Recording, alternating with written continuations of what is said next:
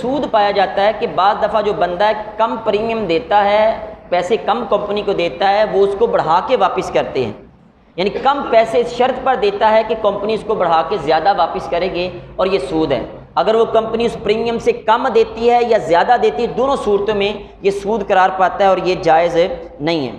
اب مروجہ جو ہماری جو کمپنی ہے، جو انشورنس کی کمپنیز کی ٹرمز اینڈ کنڈیشنز ہیں کہ اس کے اندر چاہے جنرل انشورنس ہو یا لائف انشورنس ہے، دونوں صورتوں میں پیسے کمپنی اس کو بڑھا کے واپس کرتی ہے۔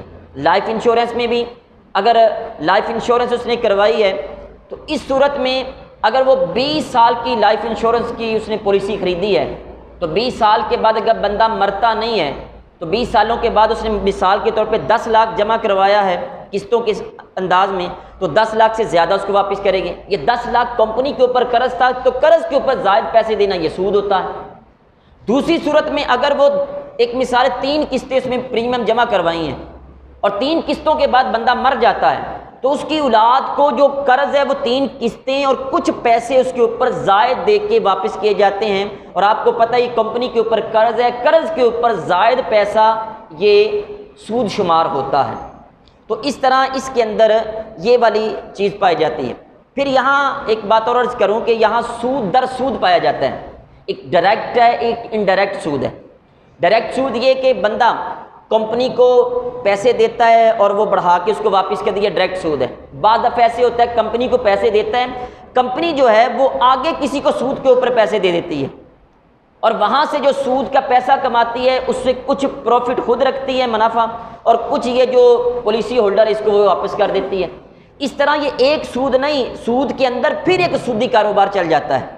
اور یاد رکھیں سود کے بارے میں اللہ تعالیٰ کا قرآن پاک میں ارشاد ہے فَإِن لَّمْ تَفْعَلُوا فَأْذَنُوا بِحَرْبٍ مِّنَ اللَّهِ وَرَسُولِهِ، اگر تم باز نہیں آتے پھر اللہ رسول کے ساتھ اعلان جنگ سن لو۔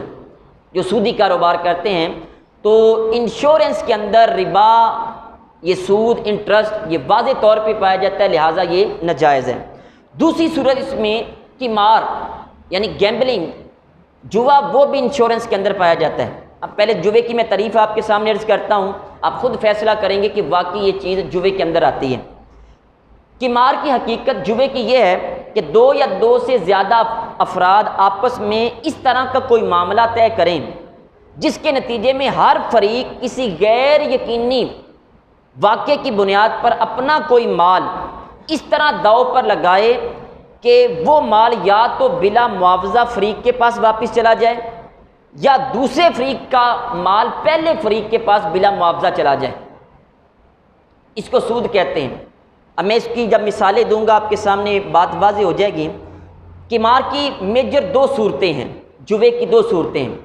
ایک صورت پہلی یہ ہے کہ کوئی غیر یقینی واقعہ جب پیش آئے تو دوسرے فریق کے اوپر ادائیگی لازم ہو جائے۔ مثلا 2 بندے آپس میں پاکستان انڈیا کا میچ ہو رہا ہے، ایک کہتا ہے پاکستان جیتے گا اور ایک کہتا ہے پاکستان ہارے گا، دونوں کہتے ہیں ہماری 500 روپے کی شرط لگی۔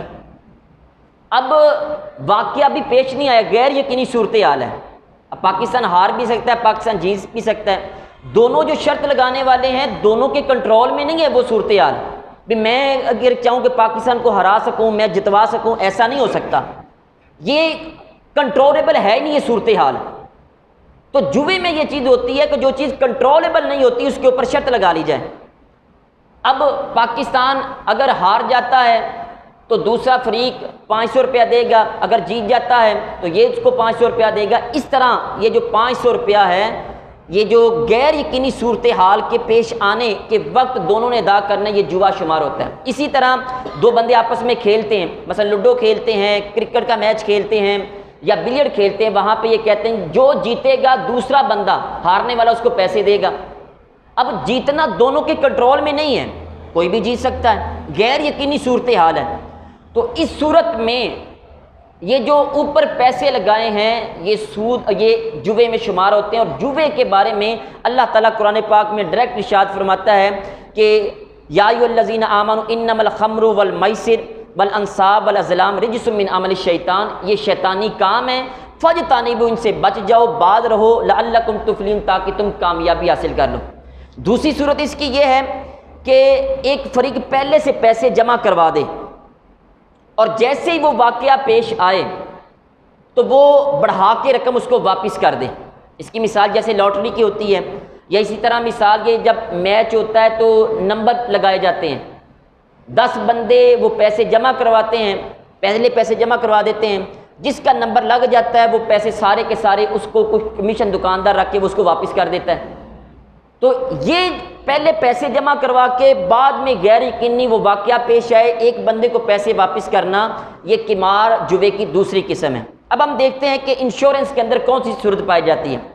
انشورنس کے اندر جو جنرل انشورنس ہے اس کے اندر یہ چیز پائی جاتی ہے، جوے والی پائی جاتی ہے.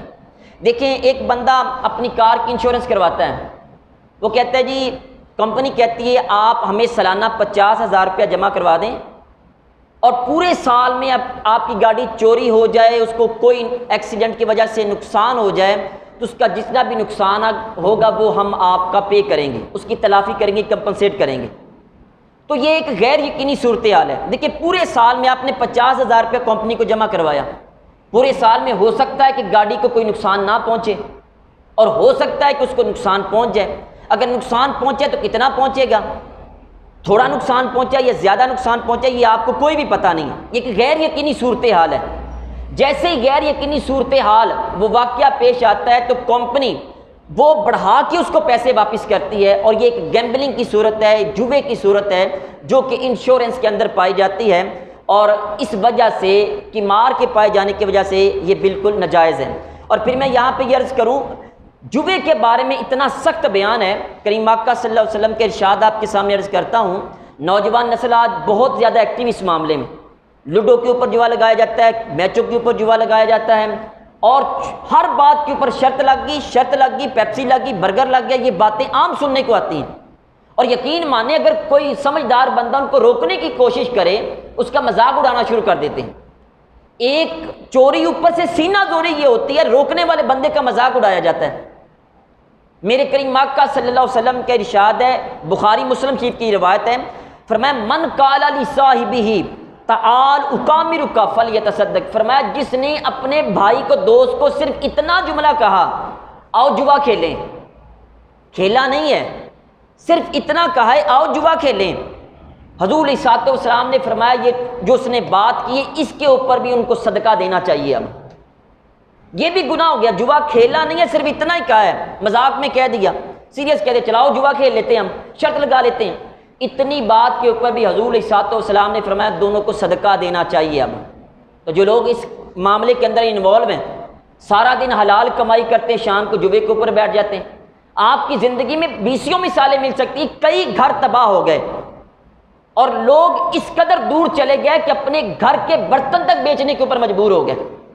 تو بہرحال کیف انشورنس کے اندر یہ جوا پایا جاتا ہے، یہ دوسری قسم ہے جس کی وجہ سے یہ ناجائز ہے. اس کے علاوہ تیسری جو صورت اس میں پائی جاتی ہے ناجائز ہونے کی وہ غرر. غرر کہتے ہیں انسرٹینٹی، غیر یقینی صورتحال. یعنی یہ ذرا براڈ میننگ کے اندر آتا ہے، وسیع میننگ کے اندر آتا ہے، قمار بھی اس کے اندر شامل ہوتا ہے، لیکن یہ زیادہ وسیع یہ ٹرم ہے. غیر یقینی صورتحال اگر کسی بھی جگہ پائی جائے تو اسلام اس کو ناجائز قرار دیتا ہے. اس کی تعریف لغوی اعتبار سے تو یہ ہے کہ غیر یقینی کیفیت کے نام کو غرر کہا جاتا ہے، اور اصطلاح میں غرر سے مراد ایسے معاملے کو کہا جاتا ہے جس میں کم از کم ایک فریق کا ایسا معاوضہ غیر یقینی کیفیت کا شکار ہو جس کا تعلق اصل معاملے سے ہو. فقہاء نے اس کی مثالیں بیان کی ہیں. مثلا کوئی بندہ یہ کہتا ہے جی یہ سمندر کے اندر میں جال پھینکتا ہوں، تو دوسرا بندہ کہتا ہے اس کے اندر جتنی مچھلیاں، یعنی اس کے اندر جو جال پھینکو گے تو جو مچھلیاں آئیں گی میں تم سے 1000 روپے میں خریدتا ہوں. اب ہو سکتا ہے کہ آپ جال پھینک کے اس کے اندر ایک مچھلی بھی نہ آئے، ہو سکتا ہے کہ جال کے اندر ایک ہی مچھلی 10,000 کی قابو آ جائے.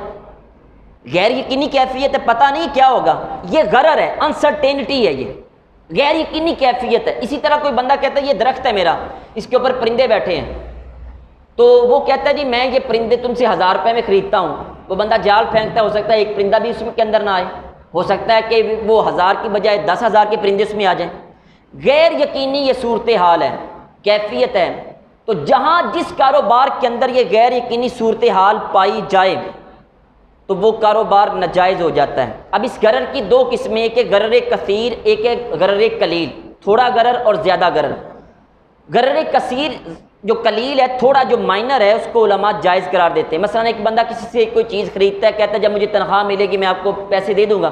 اب تنخواہ 2-4 دن آگے پیچھے بھی ہو سکتی ہے، تو اتنا سا جو غیر یقینی کیفیت ہے اس کو علماء نے جائز قرار دیا۔ اگر وہ بڑی سطح کا غرر ہے، غیر یقینی صورتحال ہے، تو اس کو علماء نے ناجائز قرار دیا ہے۔ اب انشورنس کے اندر چھوٹا غرر نہیں، بہت زیادہ غرر پایا جاتا ہے، اور وہ کیسے پایا جاتا ہے وہ آپ کے سامنے میں عرض کرتا ہوں کہ تعریف ہم نے یہ کی کہ غرر یہ ہے کہ کسی چیز کے وجود یا ذات میں پایا جائے، وہ غرر کثیر ہوتا ہے۔ اب آپ دیکھیں کہ اس کے اندر غرر کے کئی پہلو پائے جاتے ہیں۔ دیکھیں، اگر وہ حادثہ آپ نے جو انشورنس کروائی ہے اس لیے کروائی ہے کہ واقعہ کوئی بھی حادثہ پیش آئے گا تو اس کی کمپنسیشن یا تلافی جو ہے وہ جو ادارہ ہے، کمپنی ہے میری، وہ کرے گی۔ اب اس صورت میں دیکھیں اگر وہ حادثہ واقعہ ہوگا تو کب ہوگا، غیر یقینی کیفیت ہے، کوئی پتہ نہیں ہے۔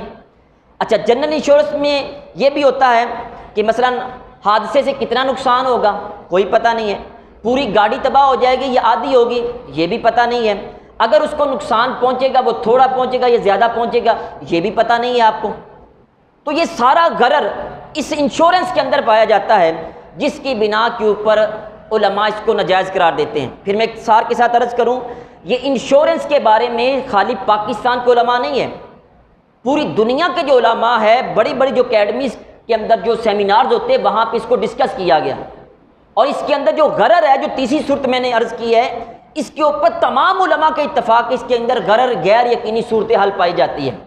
اس کے اندر جامعہ ازہر کے مشہور جو اسکالر تھے ڈاکٹر وہبہ زحیلی، جو کہ 2015 میں ان کی ڈیتھ ہوئی ہے، ان کا بھی یہ بیان ہے، وہ کہتے ہیں کہ غرر اس میں پایا جاتا ہے۔ اسی طرح میں ان کی عبارت عرض نہیں کرتا، صرف حوالہ دیتا ہوں۔ اس طرح ڈاکٹر صدیق محمد الامین الدریر سوڈان کے تھے، بہت پائے کے عالم دین تھی، ان کی بھی ڈیتھ انفارچونیٹلی 2015 میں ہی ہوئی ہے۔ دونوں عظیم شخصیات، یہ ریسنٹلی ماضی قریب میں ان کی ریسرچ پوری دنیا میں جاری ہوتی تھی، دونوں کا یہ موقف ہے، ان کے اندر غرر پایا جاتا ہے، ان کے اندر انٹرسٹ پایا جاتا ہے، گیمبلنگ جوا پایا جاتا ہے، لہٰذا یہ انشورنس ناجائز ہے۔ اسی طرح اس کے بارے میں مؤتمر عالم اسلامی یعنی OIC organization of Islamic countries جو ہے، اس کا ایک ذیلی ادارہ ہے جو کہ اسلامی فقہ اکیڈمی کے نام سے ہے، جدہ کے اندر اس کا جو اجلاس ہوا، آج نہیں 1982 کے اندر، 1986 کے اندر یہ ہوا، جس کے اندر یہ قرار پایا کہ یہ معاملہ ناجائز ہے، انشورنس کروانا یہ جائز نہیں ہے۔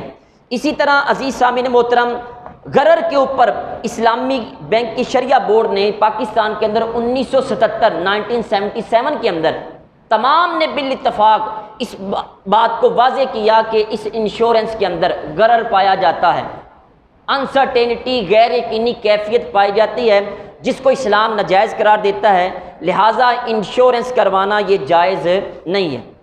وقت کا دامن بہت تنگ ہے، وگرنہ مزید اس کے بارے میں میں آپ کو بتاؤں، علماء کے جو فتاوے بیان کیے جاتے ہیں، ہمارے سامنے پیش کیے جاتے ہیں، غلط انداز میں، عام ایک شہری کو مسلیڈ کیا جاتا ہے، یہ دیکھیں جی علماء نے اس کے بارے میں فتوے دیے ہیں، یہ بات کہہ کے اس کو علماء نے جو فتوے دیے ہیں، اعلیٰ حضرت نے جو فتویٰ دیا وہ آج کے دور کا نہیں ہے، وہ اس وقت تھا جب برصغیر پاک و ہند اکٹھا تھا، پاکستان ابھی وجود میں نہیں آیا تھا، اس وقت کافروں کی حکومت تھی، اس وقت یہ معاملہ انشورنس کا تھا، تو اعلیٰ حضرت نے جائز قرار دیا۔